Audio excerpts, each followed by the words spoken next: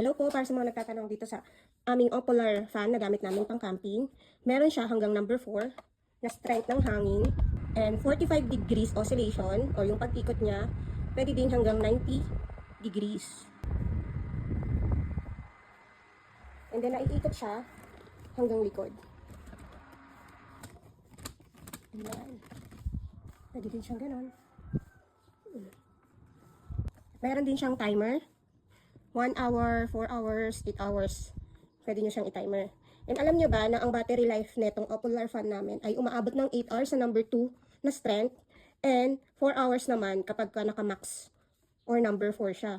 At alam nyo, pinaka-favorite namin dito is yung kanyang battery. Ang battery niya ay 10,000 capacity, 10,000 milliamps capacity and removable siya. So pwede kayong bumili ng maraming battery. Pwede nyo rin siyang gawing power bank. Ayan. Dito. And pwede nyo din tong i-direct sa saksakan na. Meron na siyang USB dito, USB port na pwede nyo isaksak directly sa outlet. So kahit walang battery, gumagana siya.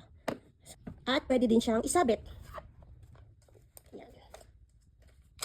Yan. Ceiling fan. O, diba?